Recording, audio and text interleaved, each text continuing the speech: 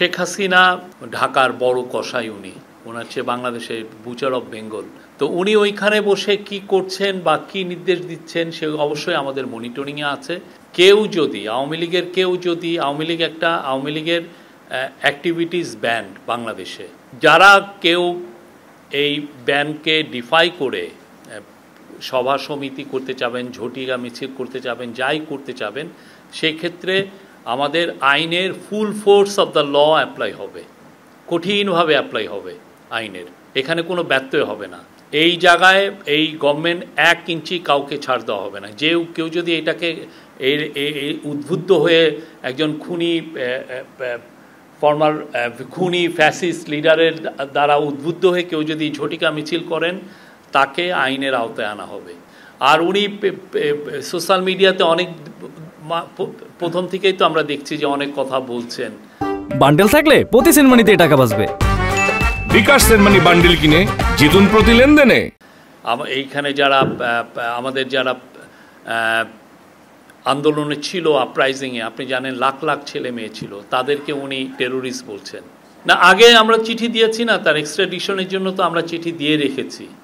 হ্যাঁ, আর শেখ হাসিনার কি ধরনের ক্রাইম করেছেন এটা স্পষ্ট দলিল আছে ইউএনের রিপোর্টে। আমি সবাইকে অনুরোধ করব আপনারা এটা পড়বেন। মূল যেটা ফাইন্ডিংস ছিল সেটা প্রতিবেদনের বলা হয়েছে যে পাইলটের উড্ডয়নের ত্রুটির জন্য এই দুর্ঘটনা ঘটেছে। ট্রেনিংয়ের সময় উনি যখন ফ্লাই করছিলেন পরিস্থিতি তার আয়ত্তের বাইরে চলে যায়, এটা হচ্ছে কনক্লুশন।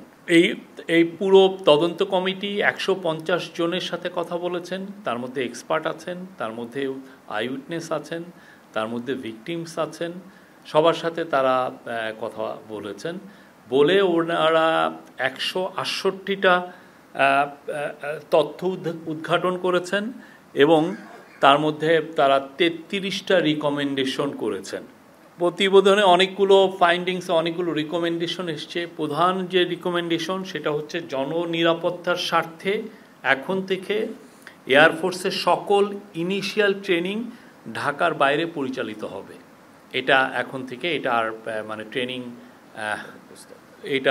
এটা সুপারিশ করা হয়েছে এবং এটা চিফ অ্যাডভাইজারকে জানানো হয়েছে। এবং আরেকটা হচ্ছে যে রাজুকের যারা নীতিমালা, আপনারা জানেন যে এই স্কুলের এটার আরেকটা ফাইন্ডিংস ছিল যে এই স্কুলটা রাজুকের যে বিএনবিসি, যেটা বাংলাদেশ ন্যাশনাল বিল্ডিং কোড, সেটার আওতায় রাজুক তার বিল্ডিংয়ের অ্যাপ্রুভাল দেয়। এইটা বিএনবিসির আওতায় এই বিল্ডিংটার অ্যাপ্রুভাল হয়নি এবং এই বিল্ডিংটার এই জায়গাটায় যেই জায়গাটায় তার বিল্ডিংটায় মিনিমাম 3টা সিঁড়ি থাকার কথা ছিল, সেখানে সিঁড়ি ছিল মাত্র একটা মাঝ বরাবর। ফলে যদি আরও 3টা, তার যদি 3 সেট অফ স্টেয়ারকেস থাকতো, তাহলে এক্সপার্ট কমিটি, তদন্ত কমিটি, তাহলে ক্যাজুয়ালিটির সংখ্যা আরও অনেক কম হতো। আর এই আরেকটা বড়